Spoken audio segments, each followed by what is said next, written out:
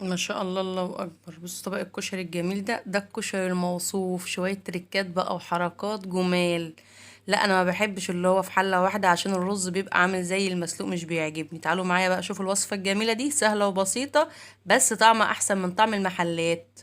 بسم الله الرحمن الرحيم، والصلاة والسلام على سيدنا محمد وعلى آله وصحبه وسلم. ازيكم عاملين ايه؟ يا رب تكونوا في السعادة متهنيين ومعانا مبسوطين، اللهم امين. اول حاجة معانا البصل والعدس. العدس ده كان مغسول ومصفياه وحطاه في الطبق ده. مغسول يا جماعة، العدس يكون مغسول والمية تكون مغلية اللي هتسقطها فيه، المية مغلية وعليها زيت وعليها ملح.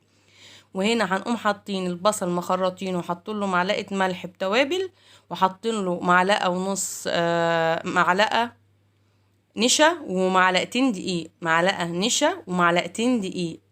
ونقوم مهدرجينه قوي كده زي ما انتم ما شايفين كده، مهدرجينه كويس كويس كويس. عشان اهم حاجة البصل، ليه بقى؟ عشان الزيت بتاعه.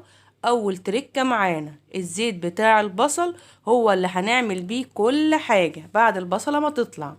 هنا بقى بنبص على العدس زي ما انتم ما شايفين كده، نشوفه استوى ولا لسه ما استواش. اهو بيغلي معاكم. وطبعا بعدين التوم عشان الخلطة، وادي الطماطم بتنضرب عشان الصلصة يا رب.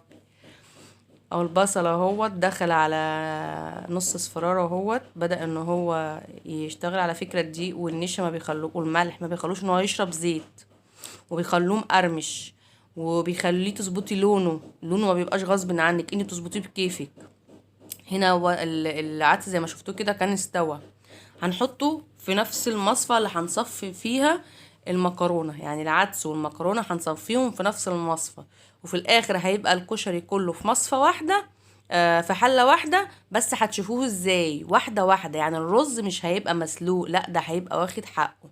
بصوا اللون الذهبي الجميل ده بتاع البصل، يا سلام عليا. لونه جميل وطعمه بقى ما اقولكوش عليه. ادي اول استخدام للزيت بتاع البصل. اول استخدام لزيت البصل هنعمل بيه الرز. ادي الشعرية حطيناها اهي. طبعا بنكتر الشعرية بتاع الرز اللي هو بتاع الكشري، رز الكشري بنكتر له الشعرية بتاعته. ودي المكرونة الاسباجيتي بنقطعها صغير كده. ونجيب كمان كيس مكرونة من اللي هي الصغننة، وهنحطهم مع بعض وهنسلقهم مع بعض سلقة واحدة في حلة واحدة. على فكرة دي نفس الحلة بتاعة العدس، شطفناها بس. وقمنا حاطين مية جديدة وزيت جديد وملح جديد، واستبرنا لما غليت، وقمنا نازلين بالمكرونة زي ما انتم ما شايفين. يا رب تكون الدنيا سهلة عليكم يا رب. اللي وصل معايا لحد هنا يعمل لي اشتراك ويعمل لي لايك، انا بحب اللايك بتاعكم والتعليقات بتاعتكم قوي على فكرة.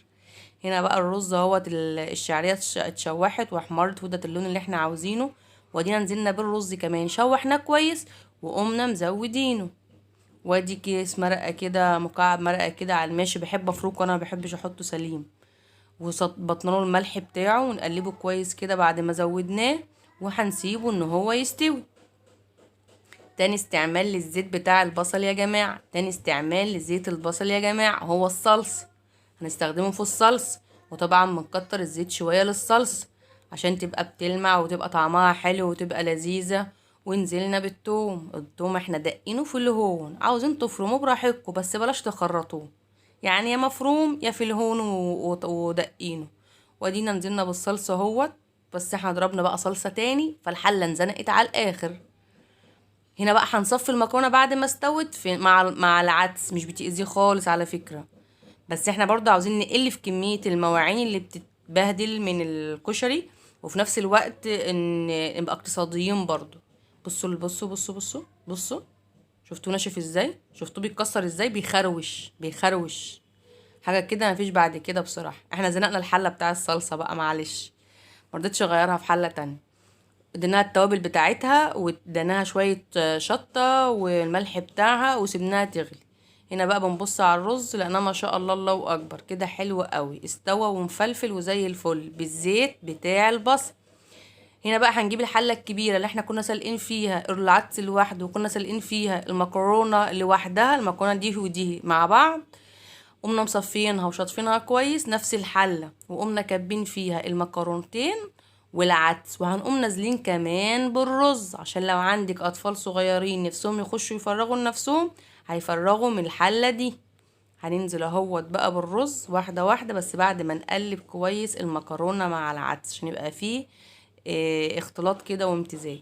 اهو زي ما انتم ما شايفين كده. بصوا بقى ان الحته اللي انا بحط فيها الزيت، فهحط شويه زيت على المكرونه والعدس من بتاع البصل برضو، شويه زيت من بتاع البصل على المكرونه والعدس، ونقلبهم كويس وبعدين ننزل بالرز، لان الحته ديت ما جاتش في الفيديو، ما صورتهاش.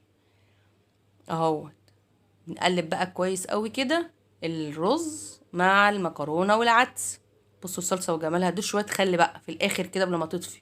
بصوا بقى شويه خل بقى بتاع نص كوبايه خل كده، وبقوم مديها ليمونه ونص على وشها، عشان مش بعمل دقه اللي هي لوحدها، بتبقى الصلصه دي قايمه بكل حاجه. الصلصه دي فيها بتاعه التوم لوحدها، دي بتاعه الليمون لوحدها معاها في قلب الصلصه. يعني ابنك لما يخش يفرغ هيفرغ من الحله المكرونه والرز والعدس، ومن الحله التانية صلصه اللي هي عليها الدقه، يعني هي صلصه بالدقه، ومن الطبق صغنون كده اللي هو فيه البصل.